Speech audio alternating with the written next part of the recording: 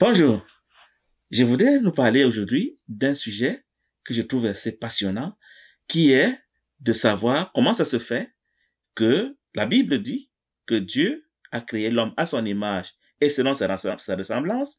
Déjà, le courant miracle le dit aussi, mais il se trouve que nous sommes, ma foi, mon corps. Dieu n'a pas un corps. Dieu n'a rien à voir avec ce que je vois. Et pourtant, je crois que je suis à l'image de Dieu.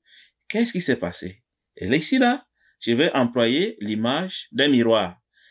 Il se trouve que nous sommes au ciel avec Dieu. Nous sommes tous au ciel avec Dieu. Mais certains d'entre nous, en commençant par moi, y compris, nous avons choisi de regarder dans un miroir que j'appelle l'ego. Et c'est un miroir magique, un miroir qui était supposé me renvoyer mon image de fils de Dieu, ressemblant à Dieu. Mais comme Dieu ne peut pas avoir d'image, il ne peut pas apparaître dans un miroir, l'ego s'est joué de moi. Il m'a montré une figurine, un personnage qui a un corps, qui a une personnalité, qui a un corps éthérique, et qui se prend pour moi. Et du coup, étant ce que je vois maintenant ce corps, j'ose prétendre que c'est moi, alors que ce n'est pas moi, parce que moi, dans la réalité, je suis la réplique conforme de Dieu. Je ressemble à Dieu à nous confondre. Mais l'ego, parce que j'ai voulu me mirer, j'ai voulu me contempler, j'ai voulu me voir au travers d'un miroir, un miroir qui m'envoie une image fausse. Et pour une fois, comprenez que il y a des miroirs qui, quand vous vous tenez devant ce miroir, de l'autre côté, vous voyez plutôt un monstre. Dans le corps que je vois, n'ayant rien à voir avec Dieu, il est facile à comparer à un monstre. Donc voilà le miracle par lequel, la magie par laquelle nous avons consenti, accepté de dire que nous sommes des corps, alors que nous ne sommes pas des corps. Ces corps sont des inventions de l'ego qui se moquent pratiquement de nous. Enfants de Dieu, il nous fait nous identifier à ce qui est temporel, périssable, faible, mortel.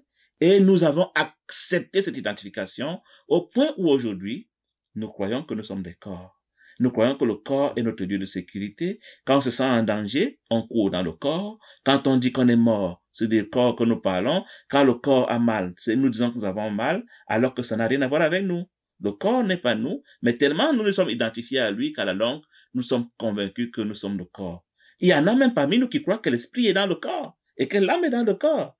Une comparaison que j'aime souvent faire, c'est que si on considère que l'esprit est comme un pays et que le corps n'est que le drapeau de ce pays, le comble du risible que nous avons atteint, c'est de dire que je suis le drapeau, alors que dans la réalité, je suis le pays. Donc voilà comment nous avons réussi à faire que le corps soit nous et que nous transportions ces péchés, ces haines, ces souffrances, ces morts, ces naissances, alors que nous ne sommes pas ce corps. L'esprit n'est pas dans ce corps. Et même l'âme n'est pas dans ce corps. C'est juste un phénomène d'identification parce que ce corps n'est pas réel, comme dit un cours à miracle.